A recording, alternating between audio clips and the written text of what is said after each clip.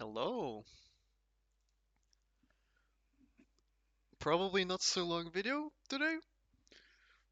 Didn't really have a strong intention to convey something. Just wanted to capture some of my thoughts for today. So, the idea I was exploring today was why you can't trust certain types of people. Doesn't matter how close you are to them, how many years you have known them. It doesn't matter if they have helped you in the past. It doesn't matter um, what kind of relationship with them you think you have. They cannot be trusted, and everything you have between them is irrelevant. Um, First of all, I guess let's go over the idea of trust, right? What does it mean to trust someone? Let's say you exist and someone else also exists. Someone and you exchange um, ideas, resources, uh, whatever. You do some form of beneficial exchange, because otherwise, why are you interacting with them, right? You're getting something you want, and they're getting something they want. Um, this is just the rules of interaction. There's some mutual uh, benefit, and there's some form of exchange happening. So if we think of our interactions with people as a trade, as an exchange, as a trade route, you could say. Uh, let's say you have a business or something, uh, or you have business partners, you will have consistent trade routes. Like we're going to grow uh, and produce wheat and produce bread every year in this quantity, and you are going to grow grapes and produce it in this quantity, and we're going to exchange these goods because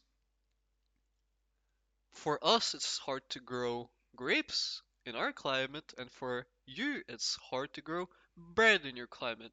So we both get something that is relatively scarce to us by giving something that is mm, not so scarce. Therefore, we get value out of it, even though on paper we've just traded equal amounts.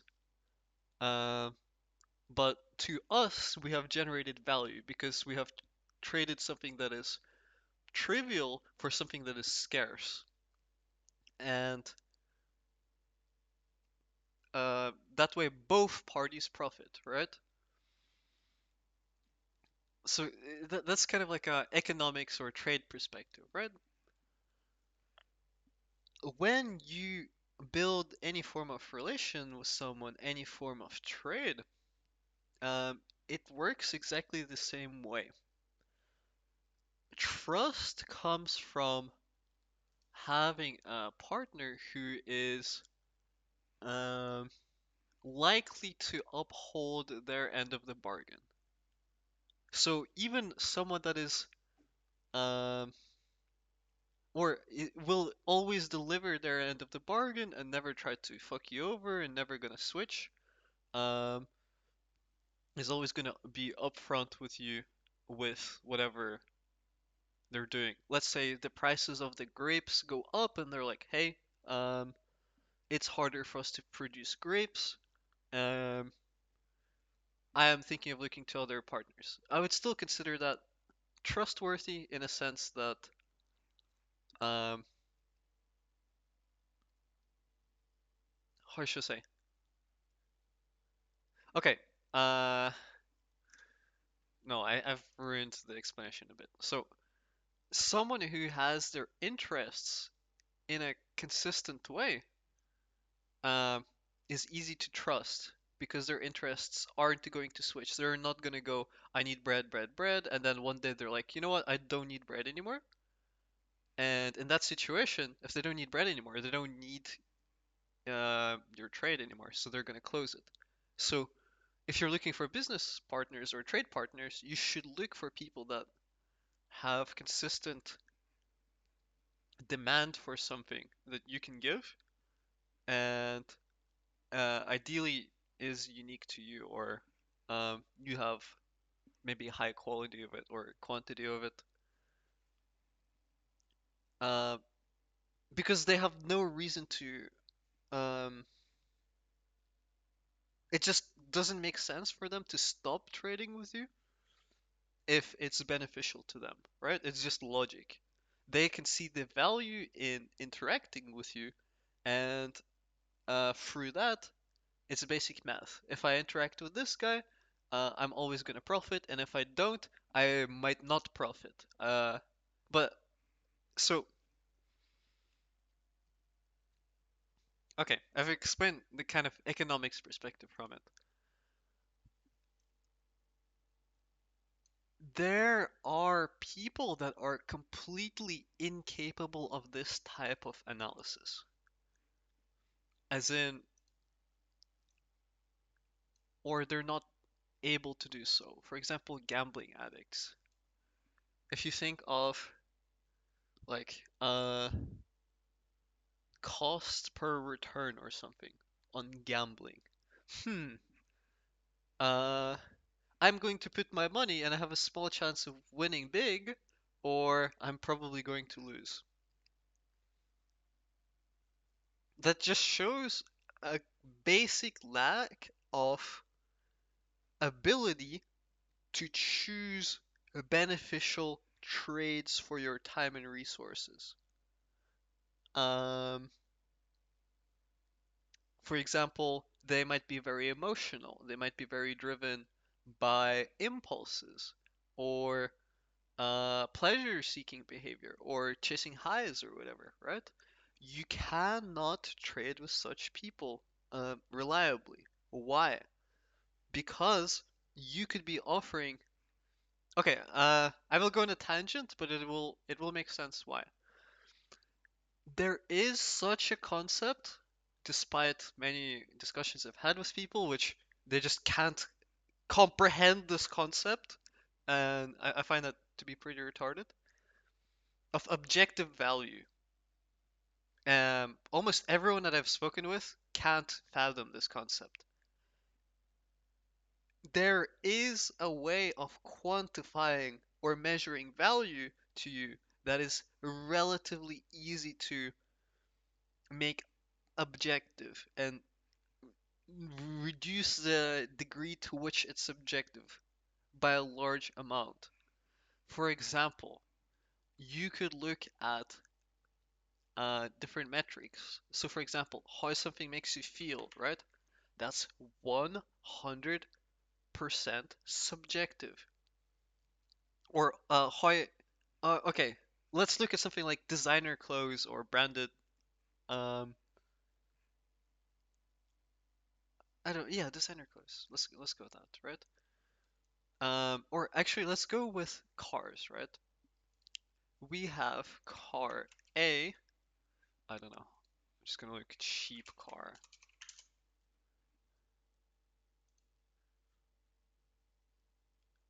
Pa, pa, pa. Whatever. We just have random car out of these. Oh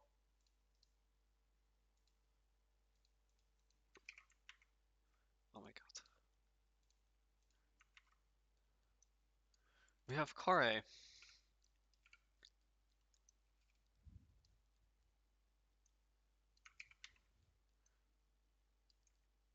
Then we have car or Lambo because it's well known and it's a status symbol in our current society, right?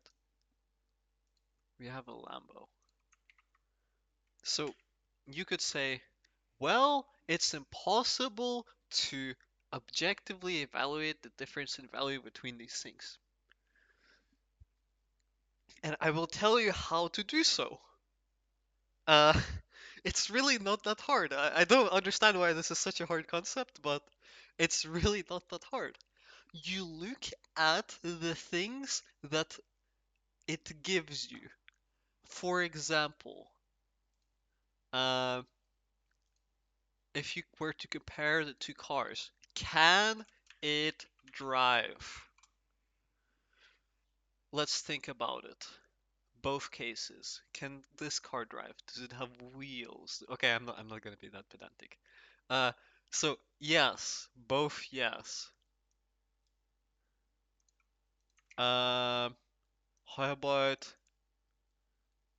you could look at its top speed or blah blah blah. If that is an important metric to you, let's say you're racing or something, yes, that is an objective value. One will get you a faster track clear time than the other. But does it get me places faster? Like let's say you live in London or something, right? This is having a Lambo or this cheap car, which is objectively going to get you from point A to B. Are they identical or is there a difference? Realistically, there's not going to be any difference. You're going to be stuck in traffic anyway, and you're not going to be legally allowed to go over the speed limit, and you're probably going to trigger some jealous people if you're driving the Lambo. So, objectively, you could argue that because the Lambo draws so much attention, it actually is worse than this car, probably, realistically. Um, Specifically for this, how should I say, how do we make something objective? We give them performance metrics that we can evaluate its value in that specific department. So, can it drive? That's something really easy to evaluate. Does it get you places faster? Yes, that is also fairly easy to evaluate. Even if you can't do it using exact numbers and using exact times, you can still um, know or be able to project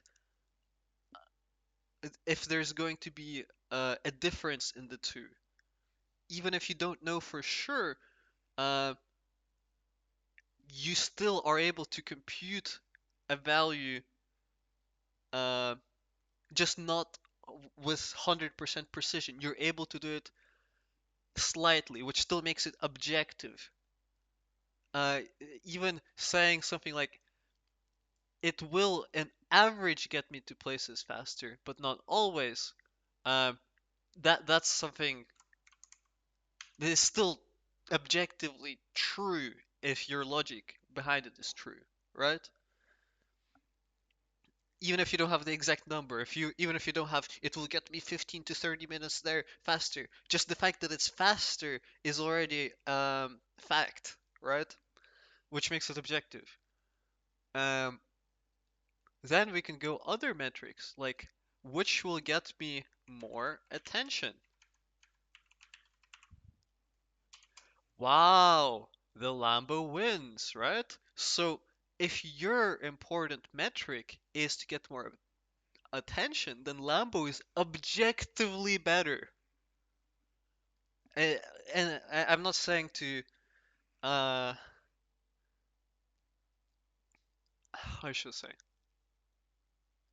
Okay, I will be uh, if I say it again, I'll get cancer from repeating it too many times.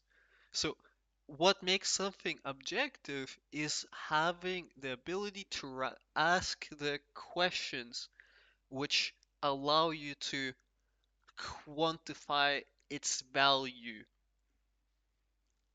And I don't know, people find this concept really hard to understand. Um, they say like, oh my God, but value itself is subjective. No, it's not. Um, Whether you place value or not into something, yes, that is subjective. But once you have the value, and you're evaluating whether it fulfills that value, that is objective. So, for example, I ask you, what is your dream? What do you want in life? And you'll give me, there's no correct answer. That's not objective, right? But once you have determined something, then it has been collapsed into that. And then you can measure everything in terms of if it gets you closer or further from that goal or dream. Um, and this is a very important concept to understand. And I don't know, I think it's really simple. I really don't understand how you guys don't fucking understand this. I don't know why that's. Maybe they're just being like arguing in bad faith or something. I just feel like that's really simple concept. Uh, it's like if you have a preference towards something, like your preferences are subjective, but once you have them, how those are fulfilled are objective. Okay, so maybe you wanted to not drive, and then using that logic, then a broken car will be better because I don't know, for whatever reason you want that. Maybe you want a car that gets you less attention, or you want a car that is slower because I don't know, you get to relax a bit more, right? Then another car will better fit your um, better, or it will have objectively more value to you because it is able to give you more of the things that you want, right?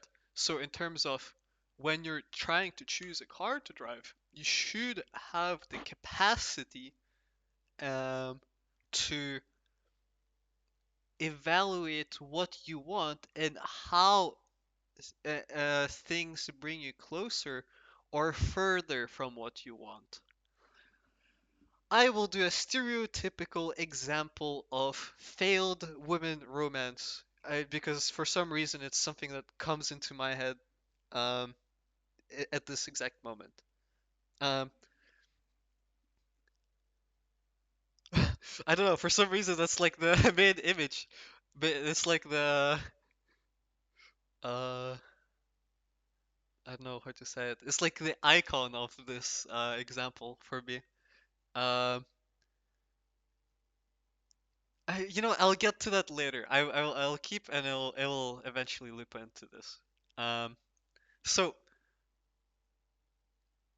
there are things that you objectively want and your life will be better than, and if you're incapable of choosing or seeing the difference or evaluating those things, you will not be able to make choices that make your life better. And failure to do so um, will make you really bad at trading. And it's not just bad at trading with uh, people. It's if you think about it, everything is a trade. You're trading your time, your energy. You're trading um, resources of all sorts all the time. Even right now, if you're watching this, you are trading your precious time to listen to me to explain a concept to you. And maybe this is valuable to you because you think this concept has some value to you, um, or it is interesting, or it's providing entertainment, right? It's still a trade happening right now. Um, so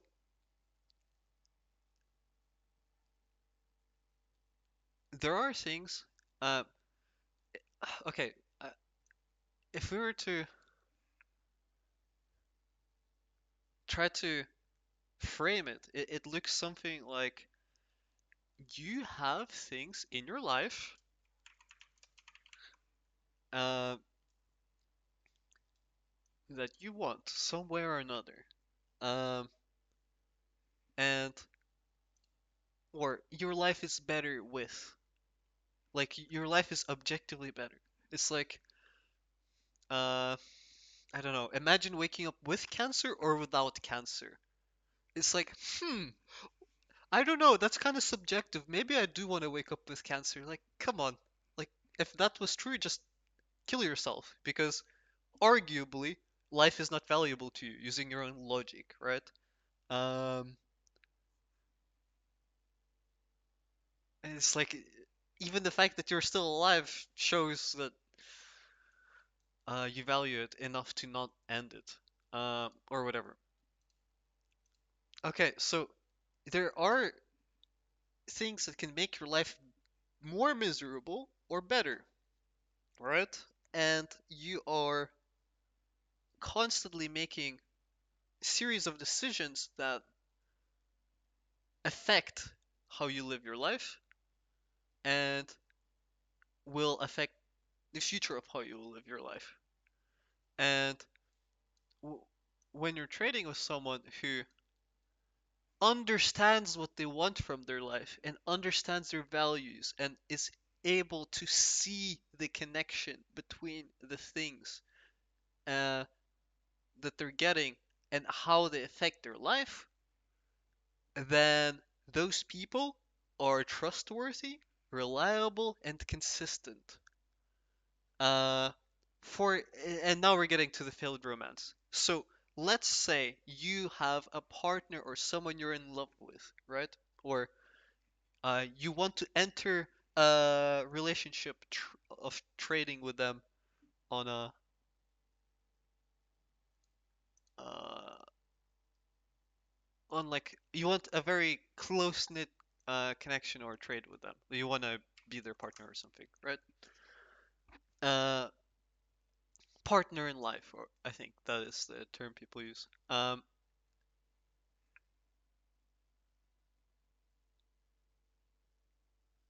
If you neglect, if you have weak analysis capability, you are not going to be able to find deals that satisfy you, and you're going to be deeply miserable.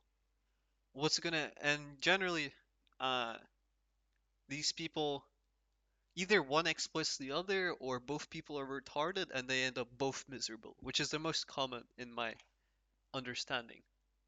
So you have two people that have weak analytical capabilities and they don't know how things make their life better or worse. And they're incapable of making decisions through the prism of value to their life.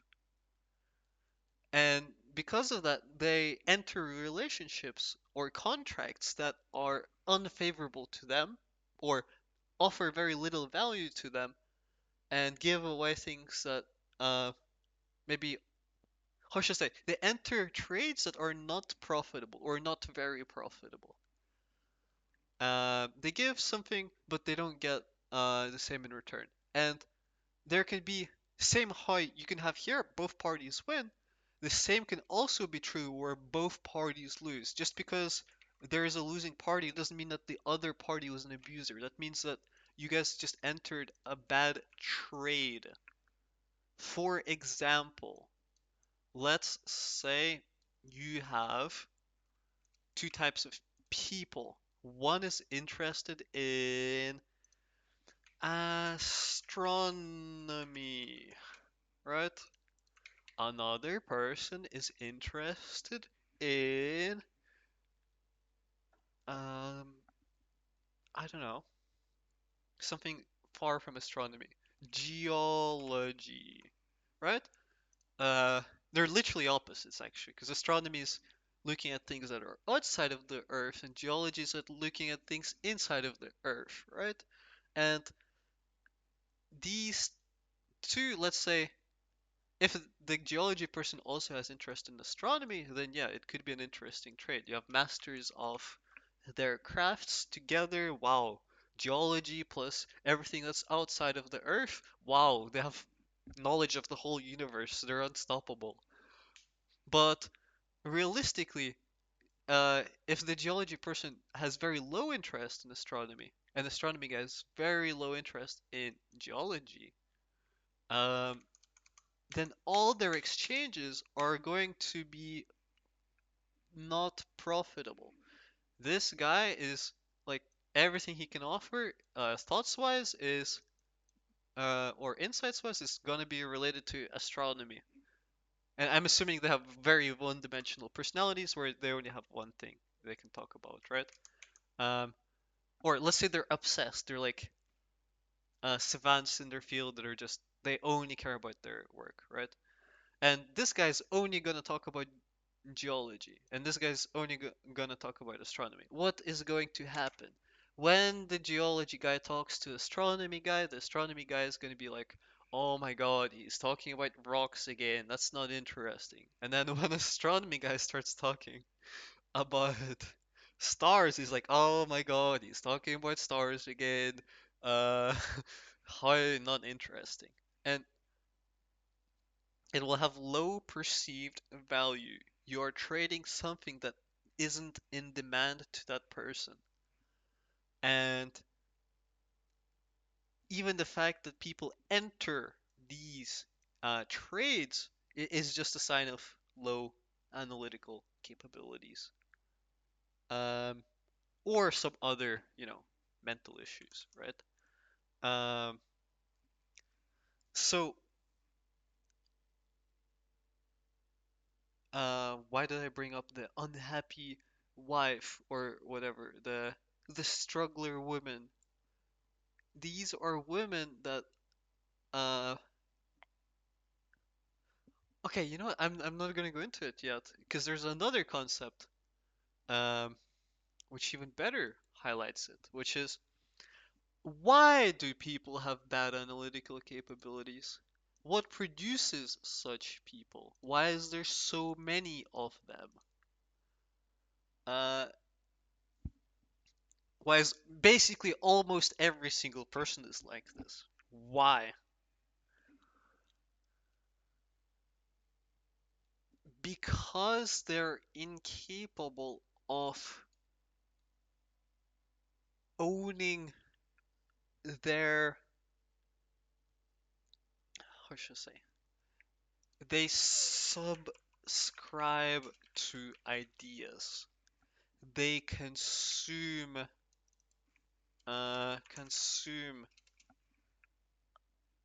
ideas without processing and adapting them.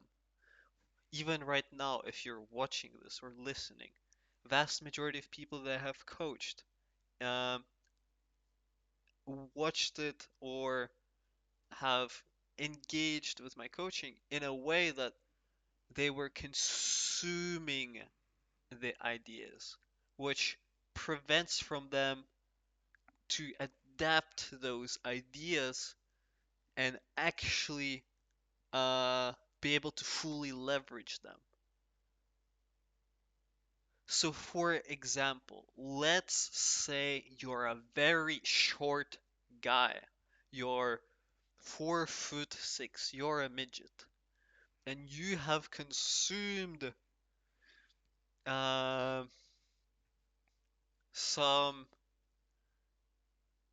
concept that tall people are superior to short people or whatever societies like right whatever whatever the society is pushing at the time, right? Or let's say the opposite, you're a really tall guy and you got shamed for being too tall. I know for women that's like an insecurity or something like, oh, she's too tall, that's not cute, right? And then you just consume that idea and you're like, oh my god, I'm too tall. You're just reacting to the world like someone has told you something that's completely not objective. Why would that ever bother you or ever um affect your world? Okay, I I need to explain another concept to kind of get into this. So there, how should I say?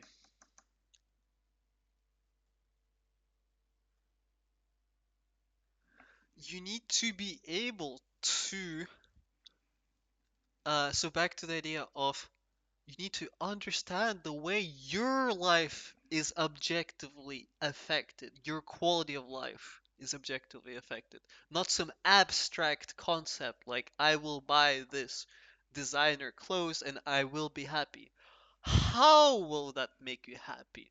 Oh, I will maybe get attention from people and this attention will raise my self-worth and make me happy, and um, it will raise my status, and I will feel better about myself, and maybe I will develop more meaningful connections with people, or I don't know, it will feed my ego or some shit. I don't know, right? If you understand those things, um, and actually how it comes back to you and how you are affected, not you're buying it just because it's cool and you think it's cool. You're buying it because you understand the effect it will have on your life, and uh, you find that effect to be desirable. So there's a big difference between buying a Gucci shoes or whatever and being like, I buy Gucci because they're the best brand and I have to buy them. Or uh, I will buy Gucci shoes because I know that it will make an impression on people around me and I'll be able to have more leverage when talking to them. And I don't know, let's say you're in sales or something and you're wearing a suit, it could have like. There's even a psychology experiment they did where they made people wear. Uh, they basically gave commands to people and they saw that if whoever was giving the command was wearing clothes that signaled high status, like a uniform or something, they were much more likely to respond to those commands. It made like a very large difference. So buying Gucci shoes might have this effect of making you more authoritative, um, which is quantifiable and objective, right? But um, if it's your understanding of why you need it is vague, that means you have just consumed an idea. What's the difference between consuming and adapting something? Adapting is when you understand why and how it works, where you're able to explain in detail the mechanisms and process by which uh, the desired output will be achieved. When you consume, you just believe and buy into the idea that it will do that, but you have no explanation for how it would work. Religion, for example, is an example of consuming. Religion is based around the belief without, like, you take the concept of God and you say that he will be able to do this because blah blah blah, but you have and I will live good life because blah blah blah, right? You're saying that I don't know how to this will work. I don't know the mechanisms. I don't know how it will lead to a better life. Oh, I will go to heaven after death. But how will you go to heaven? Could you explain to me like how that works? Oh, my soul will leave my body. Okay. Uh uh like how will my when's the last time you've perceived something for your soul and not for your eyes or brain or whatever? Whatever. I'm not here to debunk religion, but it's an example of consuming. It is faith in. It's like when you're a little kid and your parents are giving you food and telling you do this and do this. You have not considered any other possibilities, so you just follow their lead. You just consume. You're a consumer for the first, um, I don't know, 10 to 15 years of your life. Um, you're just you see something shown to you, you take it, you don't think about it. You don't like when your parents are feeding you and you're 1 years old, you're not thinking, is this poison? Will this affect my hormones when I grow up? Will I grow up like retarded because they're doing this to me? No, you just eat it, right? You're not in a position, you haven't developed enough to be able to exit this, so you just have to trust. And a lot of people never grow out of this. Um, they consume for all of their life.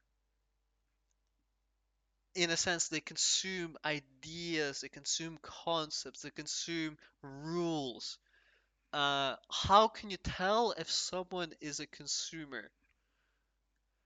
They worship things that are you are supposed to worship. For example, if you ask someone uh, who they are, they will tell you not.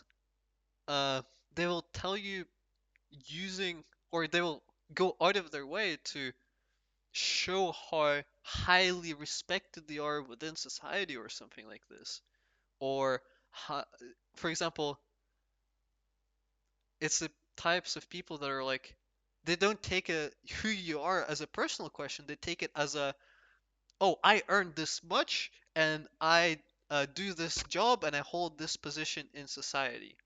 People that speak using such framings are people that have inherited value uh, from what they were told. For example, if you were to take what I'm supposed to fucking do in my life right now is a fucking early 20s male. I should be right now working and starting a family. Those are um, two kind of like societal expectations. And how should I say? People that judge their worth or value of their life by only societal expectations. If I were to judge my life based on do I have a family and how much is my job paying me, then what does that make me? Do I have a personality? Am I an individual or have I just consumed uh, a concept that was fed to me? I have bought into what I was told I have to be. For example, and these people are they're really annoying, honestly, because they're always in denial of reality. Because they don't have the fucking reasoning capabilities to even process reality, right? Um, those are the people that become like in World War, like I'm not gonna, I will go there, but give me a second. So these people often argue moral superiority, usefulness to society, how good citizens they are, right? They always argue from a perspective of morality. But ironically, it's exactly these people that have no morality at all. Uh, it's those types of people that are in World War II, strong Nazis, because we need to do what is good. They just follow whatever idea is being pushed around them, like fish. Um, they have no uh, own ways. It's like, do I want to be a Nazi? Do I personally engage with these values? Am I a human that can make his own decisions? Or no, being Nazi is the worthwhile thing right now by society, and I want to be a good citizen. Uh, and it is a very small percentage of people uh, that have the ability to not consume. For example, in Germany, I saw this in Einstein's biography. Vast majority of professors and everyone in academics, what did support the Nazi regime, and Einstein was like, "Whoa, what the fuck?" For like I don't know. He was like, I don't remember exactly the comment that he made, but he was like very disappointed by this, which is, I guess, why he ended up going to, like, leaving Germany. So And even Da Vinci had a quote on this. The notorious Da Vinci quote, which I'm not gonna quote because I don't remember it word for word. But people, let's say there are subscribers or consumers, and there are people that are able to. or processors or creators, people that are able to actually decide. So, for example, uh, someone might be like, "Oh my God, Gucci bag is better than any other bag, right?" And you ask them why. It's because it's Gucci, big brand, expensive, wow.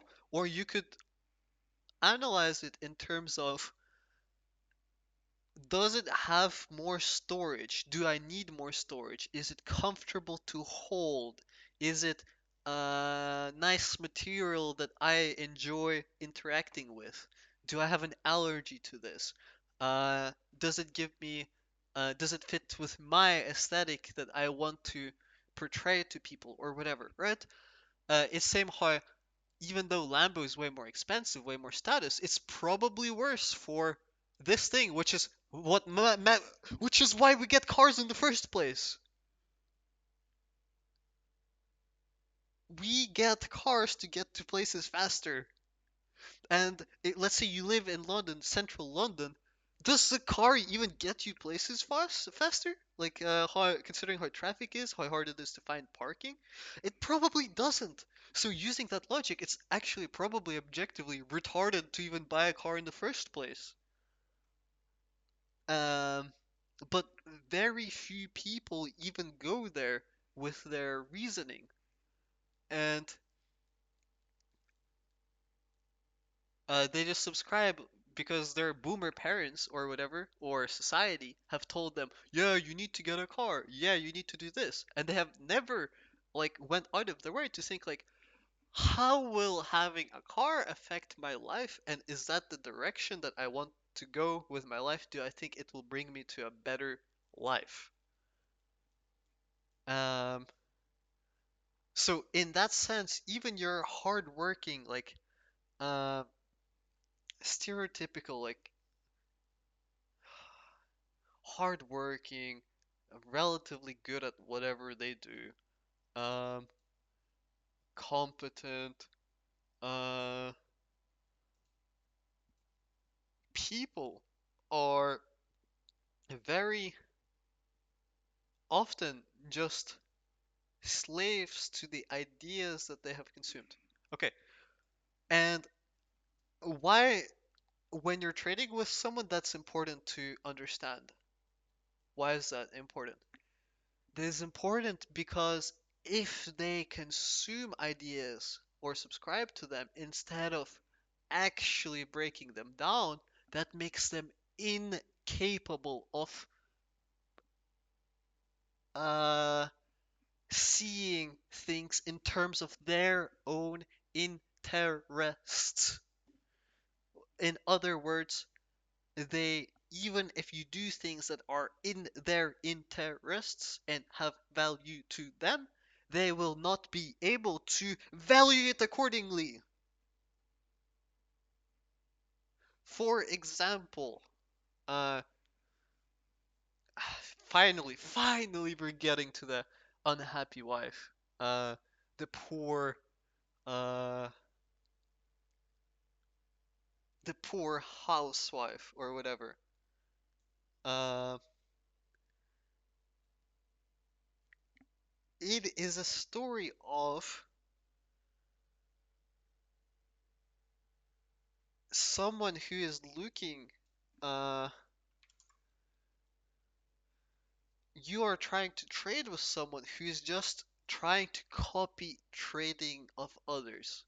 They have no their own reasoning capabilities. They don't look at, am I making profit? Is my life getting better? They simply look at what other people tell them to do, or they just copy other people. So, for example, if something's working for them, but the trend changes, they're gonna go to that new trend, even if it's probably gonna work even worse for them. Uh, and if you start a trade with someone like this, let's say you are a woman and you enter into a relationship with a man who's always just trying to be the best good boy for society, always working hard as his job, always trying to fulfill his responsibilities. Yes, that looks like the type of reliable, worthwhile man, But it's also, in many cases, a consumer, and consumers are, even if you do things for them that objectively make their life better, they will not be able to judge based on how much you made their life better. They will only judge you using very shallow, superficial metrics. And um, these types of people are always going to be ungrateful. And this is not, this works both ways, both genders, whatever. Oh my God, I worked. My favorite types of stories is when someone tells you like, I did everything right for my partner. I never failed them. I did everything right, and then they still left me. Meh, meh, meh, and our marriage still failed. And it's like, oh, uh, why is that so like stupid in a lot of cases? Is because what I hear as listening to this or paying attention to these like different narratives and stories is you realize that both of them were consumers and both of them were just following the script that they were told to follow, and both of them were ungrateful to each other because they were incapable of reviewing things from their own interests. And then because of that, their trades were not profitable. And over time, this builds resentment unconsciously, and their, connection breaks. Why would you trade with someone who's not profitable to you, right? So, okay, I've jumped up, jumped ahead. Let me like make it more simple again. So, when someone is trend chasing and looking or consuming, subscribing to value from whatever he's being told is valuable, that takes the value out of your hands. As in, for example, imagine you are working for someone and you create a patent that could revolutionize the world. I don't know. Right now, let's say the trend is AI, right? Everyone is like, oh my God, AI is so cool. I love AI. And you create something extremely revolutionary in that isn't related to AI. I don't know what it is. If I knew, I'll probably make it. So, uh, you do something, you do some new like advancement, and someone will look at it and be like, well, the next step, the future is AI. I don't think that is valuable. I'm not gonna value you. I'm gonna discard you. Or discard or dismiss the value of what you have provided me with or offered to me, if that makes sense. Why did I think of, even though in reality I don't know if that's even accurate, what I think of is unreciprocated love. It's always going to be one person wants one thing and you're giving them what actually makes their life better because you are looking at them and you see how much they change and you are like, damn, I've made a very big impact. But they're not looking at the impact. They're looking at these shallow um, things they have subscribed to.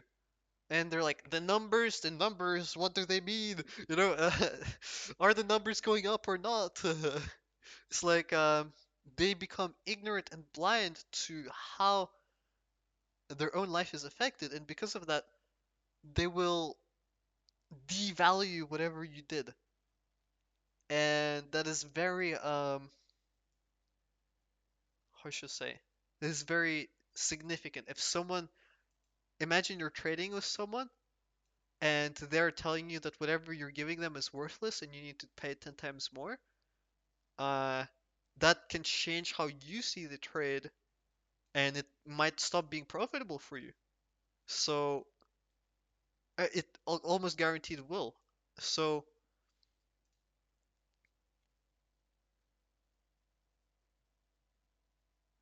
in simple terms, if I was to say it like a boomer is, you can't please someone by doing what's best for them to someone who doesn't know what is best for them and has no capabilities or capacity of evaluating this. Uh, in coaching, this is something I've seen a lot. Again, you will show someone an idea and they will see results immediately, and then for some reason they will stop doing it, and you'll just be like, to you it's so obvious. It's always so obvious from the side. If you just did this, you would be completely like in the sky. It would be so much better. But you are so blind because there's a meteorite blocking the sky or some shit, the clouds, that you can't even do this obvious thing that you will lead you to break through. And they will pay the price, but you will also pay the price if you put your stocks into a person like this. There is no point to ever trade or interact with people like this. They will always, how should I say, a lot of the time, there's another concept that ties into this. All value in economics is always supply and demand, right? And the problem with subscribing to ideologies that are collective is they will always have low demand relatively because they will have extremely high supply. Like it will make the demand seem relatively low. For example, right now in programming jobs, um, like a couple years ago, it was very, every employer was just spreading their legs to take a programmer. And now everyone is like, oh, I'll be a programmer. And now everyone's a fucking programmer. And there's so fucking many programmers that it's a bit cancer for programmers, especially average and mediocre ones, or entry level ones, to even get into the industry. So the point I'm highlighting is if you go the path that everyone else is going, you will always face tremendous competition. And this applies to so many things, even with your ideas and approaches to things. If you are doing what everyone is doing, you are destined to be mediocre. To break out of the what I don't know people call the rat race is you always have to do something outside of the mediocre sphere. You need to try a creative idea, or you need to perform on a completely different level, or you need to do some form of innovation or some form of deviation. This is like the biggest effort for the least reward sink. Even if you were to take some things that seem very unrewarding, they're like worse than having a job, and sink in the same amount of effort, it will almost guaranteed end up blowing up higher. Uh, it's like people say like, "Oh my God, art doesn't pay, music doesn't pay." It fucking pays more than your fucking job if you were to do it for 10 years and do it like with good faith, good effort, and like actually treat it like a real job, not what people call I'm following my dream, and then they're fucking, you know how people are, right? So if you were to channel the same amount of energy into literally anything that deviates in any direction from this, you will stand out. And by standing out, you meet the sweet spot where you are in places of low supply. And even if the demand is low, because the supply is so low, relatively you might be in a better place than the people that are just going for what everyone else is doing. So That was kind of a long explanation, but what I was trying to say is this person is destined for mediocrity. And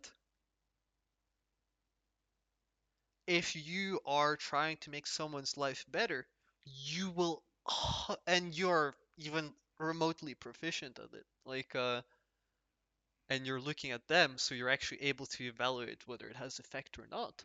You will 100% deviate in your approaches or in the ideas that you will be taking this person.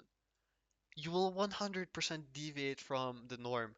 And if this person is so obsessed with being a child and just subscribing to shit, then this deviation from the norm will repel them. They'll be like, you're weird. Stop doing this. So, in a sense, even if you do something good for someone who is attached to mediocrity, they will judge you for it and punish you for it, which makes it impossible to live a good life when you are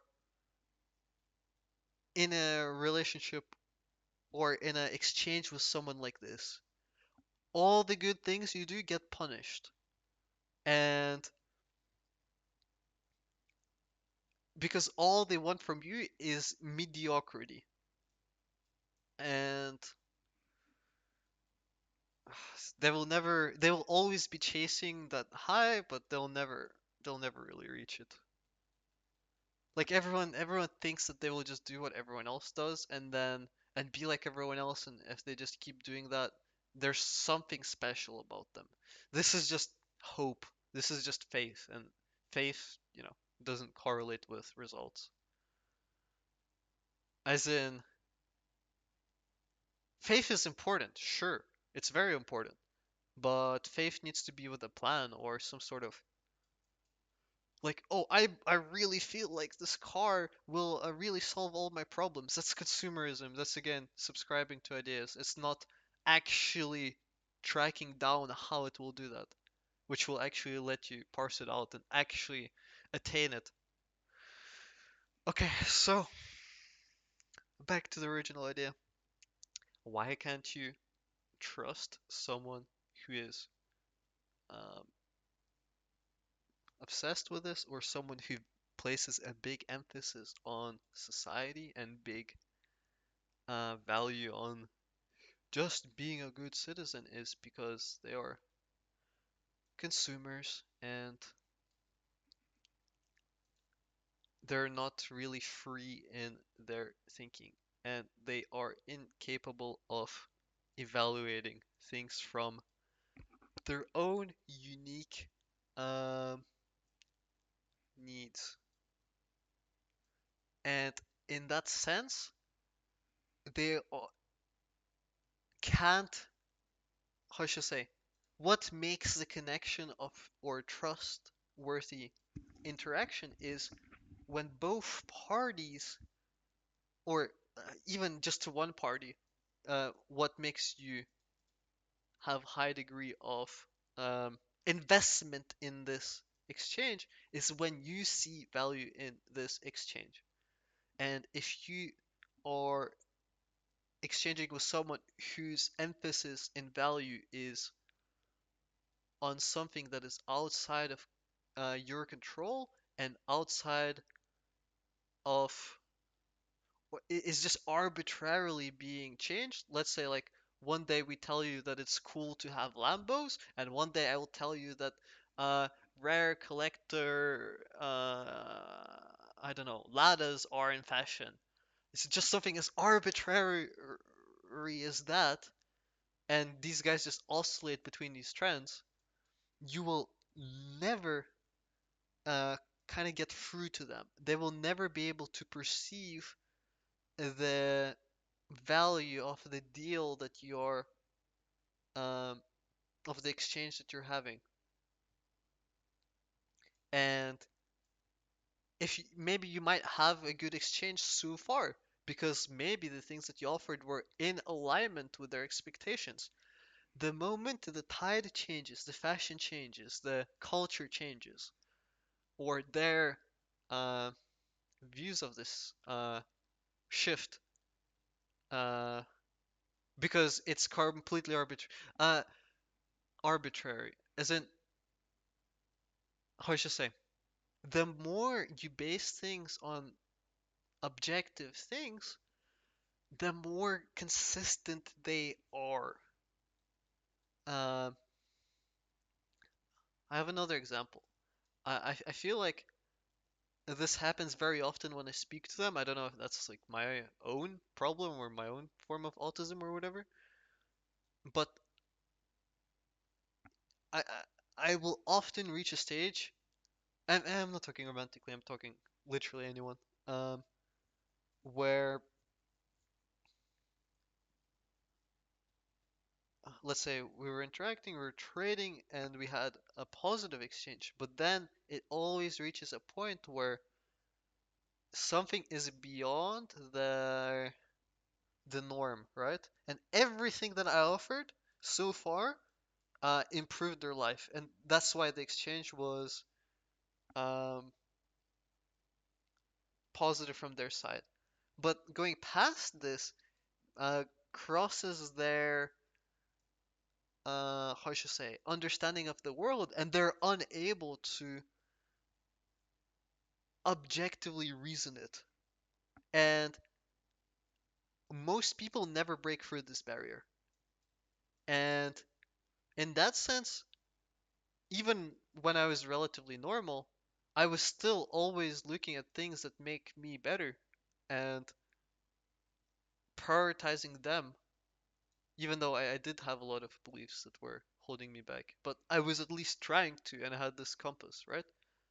Um,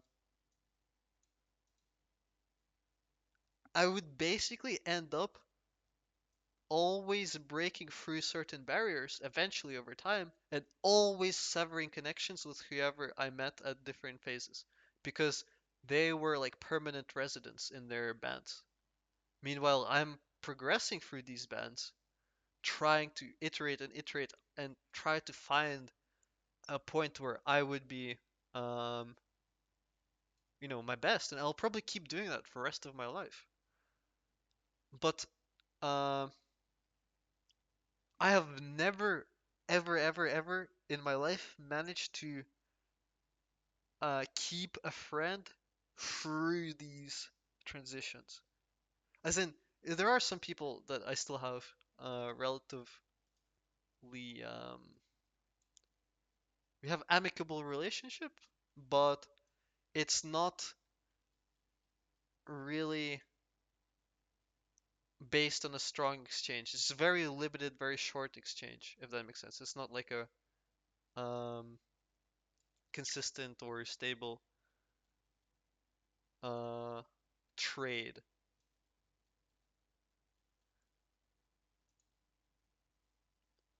I don't know why I went over to explain that, but at least it explains it from the trading perspective. Uh, and why,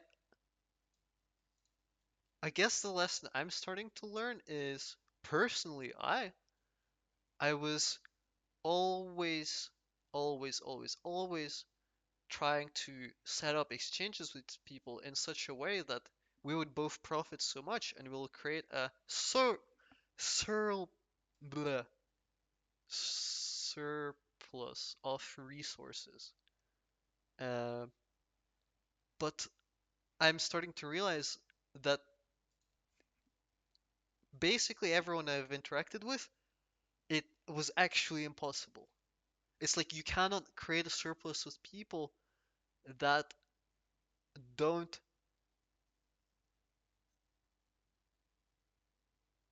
have the tools of measuring the resources. It's as simple as that. And in that sense, you can't trust them because um,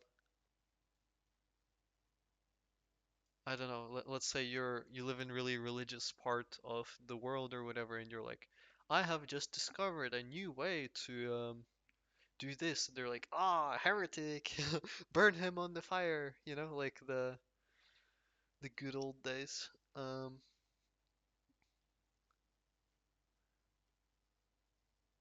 I mean, like for example, it was a common belief that uh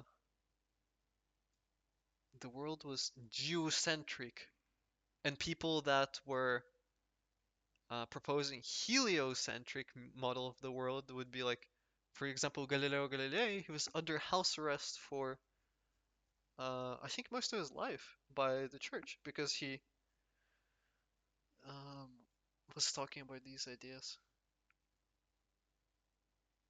There's a good anime about this right now, um, like orbit, the movement of the Earth or something like that. It's it covers ideas really well in this specific department. I think that is all. Basically, you can't trust someone if they cannot see how things benefit them. It's like you might be offering cancer medication to someone, but if they think that you are not qualified to give them this cancer medication, even if it would have worked, um, or they don't trust you, or they see that it's been working and their life is better, but then one day they're like, ah, nah, he's scammer because he's like, how should I say, he's deviating from the norm. How could he deviate from the norm? Uh, then these people will. They usually don't like get angry at you or anything. They just like quietly distance themselves, and that's like